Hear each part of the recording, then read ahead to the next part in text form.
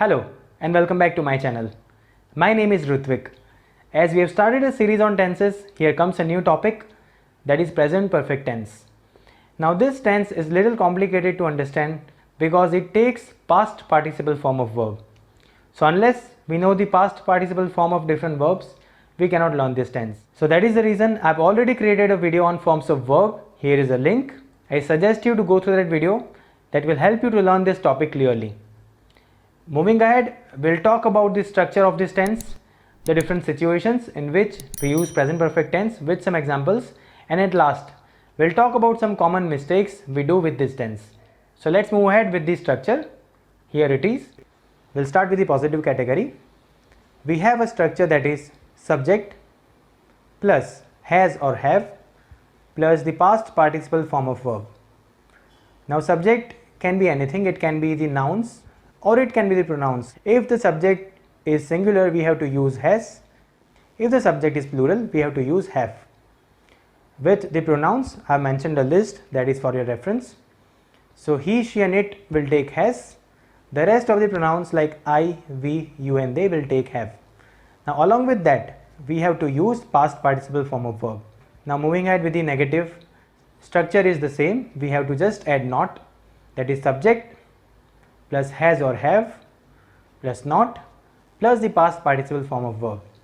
Now with the pronouns, I have mentioned a list over here. You can take the screenshot of this entire structure. It will help you while making sentences on present perfect tense.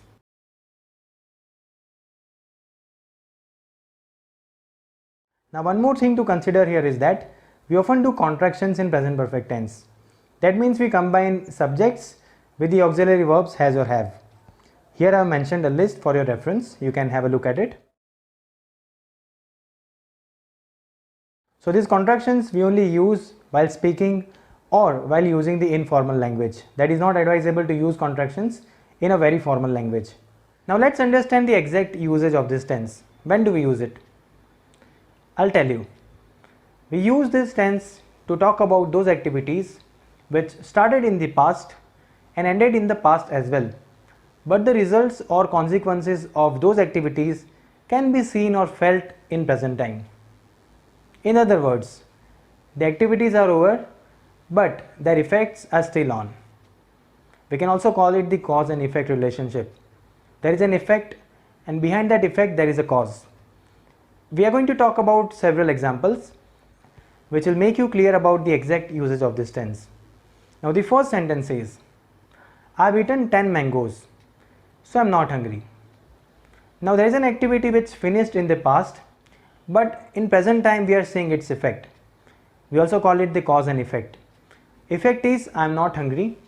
The cause, I have eaten 10 mangoes. Now obviously after eating 10 mangoes, there will not be hunger. Similarly, I have listed a few more examples. The second sentence says that Adya is worried because she has not yet spoken to her dad. The effect is she is worried. The cause, she has not spoken to her dad. Third sentence says John is tired because he has walked 10 kilometers. Again, something which happened in the past is walking 10 kilometers. The effect in present time is he is tired. Let's have a look at some more examples. Students have not attended the lectures, so they are facing difficulties in exam. Effect is facing difficulties in exam. The cause, not attending lectures. And the last sentence, children are not playing physical games because they have started using mobile phones. Now that's the bitter fact of today.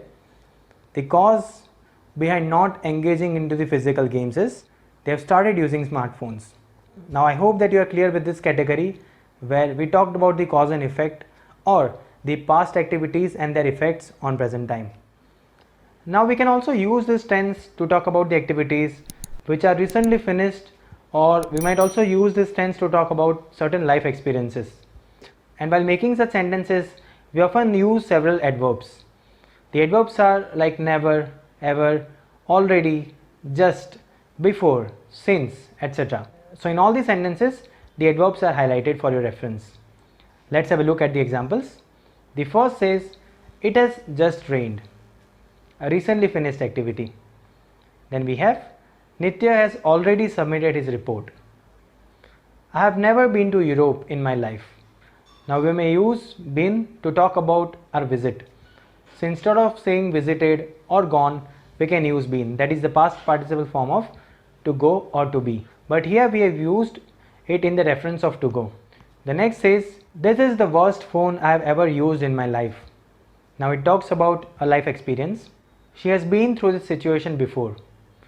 Been means to go through a situation, to pass through the time.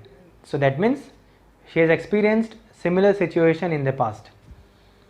Next says, they have not yet taken their meal. And the last sentence, Heth has lived here since 2010. So now this sentence talks about an activity which started in the past and which is still in progress. So we have a similar example in the same context that says that they have been married since 2015. Or we may say that he has been with this company since 2010. So I'm sure that you are clear with the usage of adverbs and the situations in which we use this type of tense. Now there is something very important which we need to take care of while making sentences of this tense. Now while making the sentences of present perfect tense, we should always focus on the timing. If the timing is finished, we can never use this tense.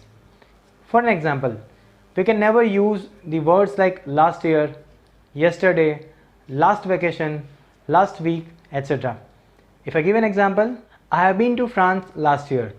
Now this sentence is wrong because last year talks about the time which is finished. We have to consider the timing which is still on while making sentences of present perfect tense. Meeti has eaten many chocolates last Sunday. Now to talk about the activities of finished time, we have to use simple past tense. That will be understanding in the later videos, but I have given a correction here using simple past tense. That is, I went to France last year and Meeti ate many chocolates last Sunday.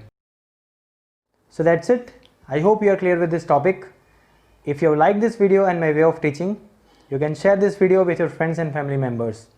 And you can subscribe my channel to get a lot more videos on different grammar parts. Thank you so much for watching and I wish you a very happy learning.